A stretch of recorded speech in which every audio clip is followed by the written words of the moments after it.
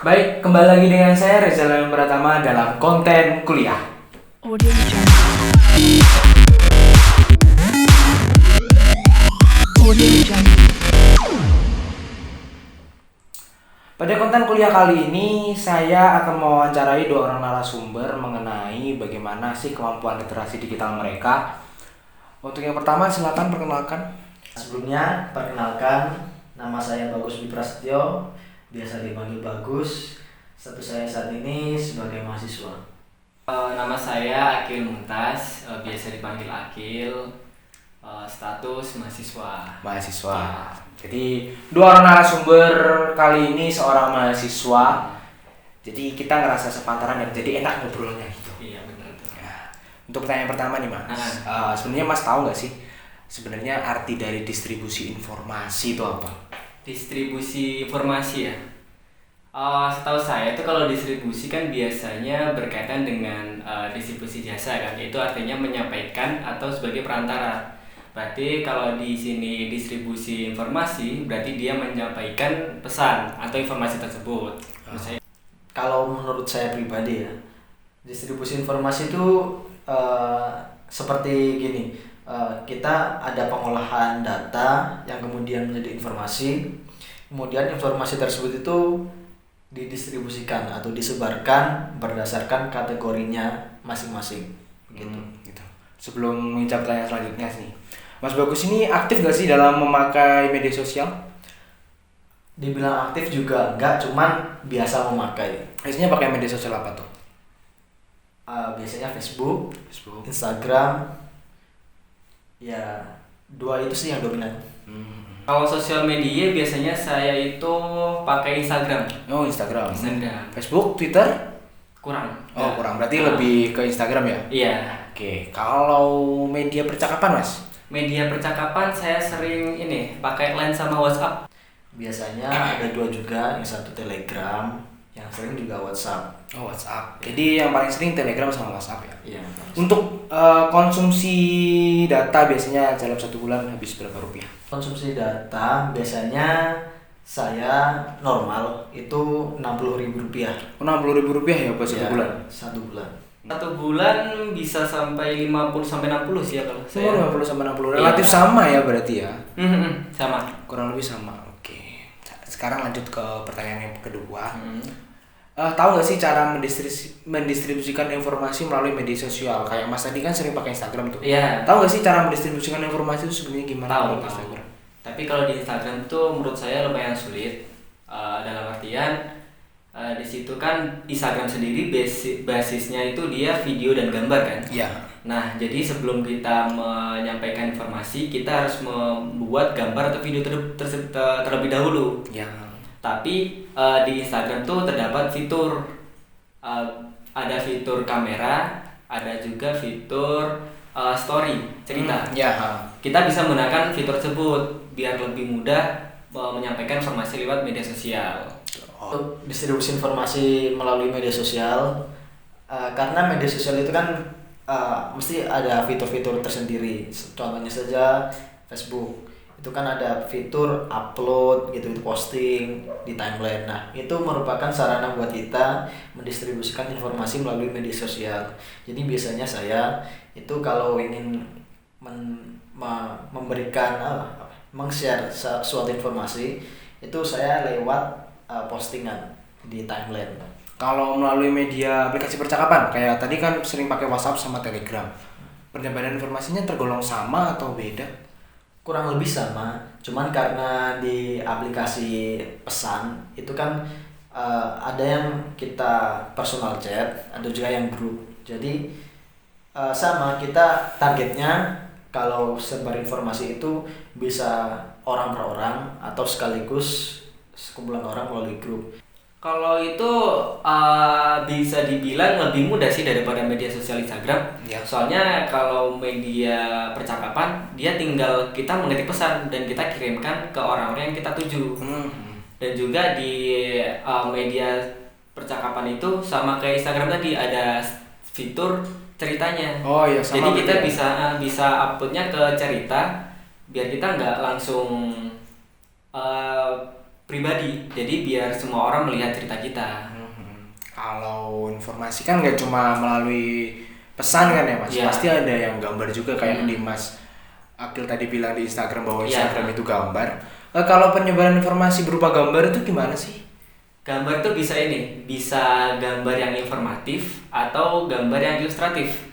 Gambar informatif itu bisa dibilang di gambarnya itu terdapat teksnya atau isi-isinya, penjelasan tentang gambar tersebut. Ya. Kalau gambar ilustratif, dia hanya gambar yang berupa ilustratif.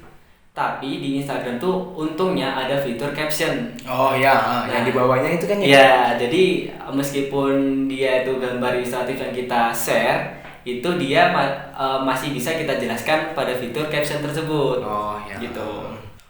Kalau dari aplikasi pesan Ya. itu karena kita ada fitur upload gambar, kita bisa langsung aja upload gambar yang ingin kita distribusikan.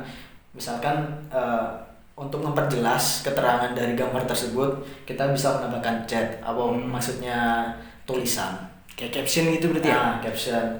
Jadi kita bisa tambah caption di bawahnya. Jadi kita bisa lebih memudahkan pembaca untuk mencerna informasi yang kita sebarkan itu, kita distribusikan.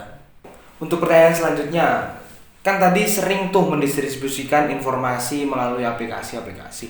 Sebenarnya Mas Bagus sudah paham nggak sih apa etika dalam mendistribusikan informasi tersebut?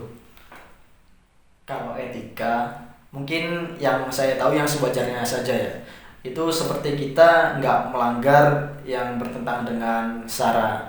Jadi apapun yang berkaitan dengan SARA yang dapat memecah atau menimbulkan perselisihan antar suatu golongan atau etnis atau entiti tertentu itu kalau bisa jangan. Itu kalau menurut saya pribadi itu sudah menyalahi aturan karena menyangkut kebaikan atau keburukan seseorang gitu. Jadi ya kalau bisa diminimalisir yang seperti itu. Melihat Yang pertama tuh kita harus paham dulu sih apa yang kita sampaikan. Misalkan yang kita harus paham apa yang kita sampaikan. Jangan sampai yang kita sampaikan itu berita hoax. Oh ya. Dan jangan sampai meskipun bukan berita hoax, jangan sampai berita yang kita sampaikan itu dia mengundang perpecahan. Itu jangan sampai mengandung SARA lah gitu. Jadi mending kalau mau nyebar informasi yang aman-aman aja. Ya, yang penting aman-aman aja lah. Berarti karena tadi Mas sudah tahu sih bagaimana etika sebenarnya. Berarti Ya. secara tidak langsung Mas paham dampak sebenarnya dari menyebarkan informasi melalui media sosial, media lainnya itu sangat besar gitu ya Mas. Besar, sangat besar, itu dampaknya sangat besar. Soalnya di zaman sekarang atau zaman yang penuh dengan teknologi, kemajuan teknologinya, informasi dapat menyebar luas tuh melalui teknologi, khususnya pada media sosial tersebut kan banyak menggunakan. Ya khususnya tadi etika tersebut harus kita terapkan sih biar tidak menimbulkan dampak yang buruk. Tapi dampak baiknya tuh kita bisa mendapat informasi meskipun kita jauh dari tempat lokasi tersebut, tempat kejadiannya. Itu dampak baiknya. Sangat luas sekali, baik dari dampak positif maupun negatif, semuanya ada dan semuanya banyak. Jadi sebisa mungkin kita kalau ingin mendistribusikan informasi itu kita ambil yang baik-baiknya saja. Benar. Karena pun kalau misalkan kita mendistribusikan informasi yang bisa dibilang jelek atau buruk, itu nanti dampaknya juga ke kita. Jadi ya sebisa mungkin kita distribusikan informasi yang benar sesuai fakta dan tidak menyalahi etika itu tersebut. Oke. Kalau biasanya sih mendapat informasi lalu akan menyebarkan informasi lagi. Jadi Mas Bagus dapat informasi lalu disebarkan lagi. Itu biasanya dibaca lebih detail lagi nggak sih soal informasi yang didapatkan?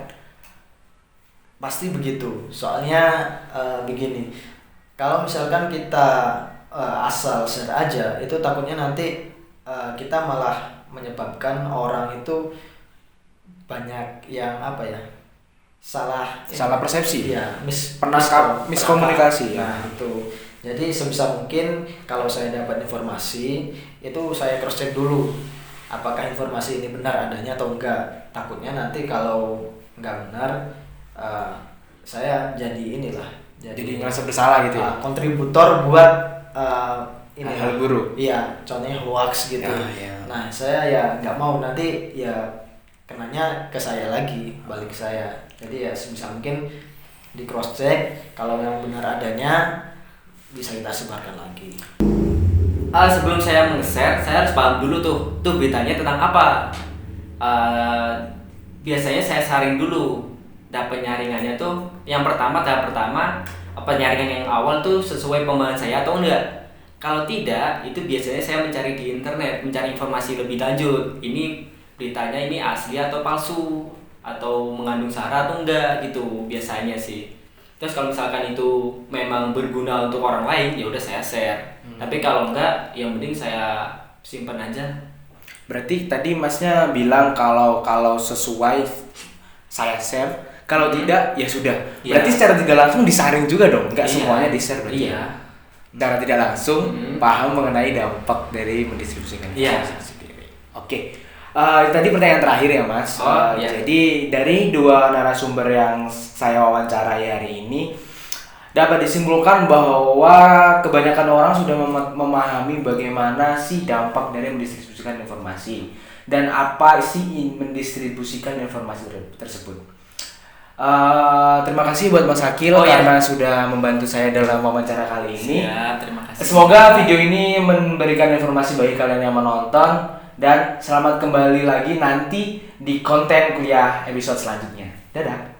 Dadah. Terima kasih Mas. Oke, siap. Ya, 15 menit. Audio Jungle. Audio Jungle.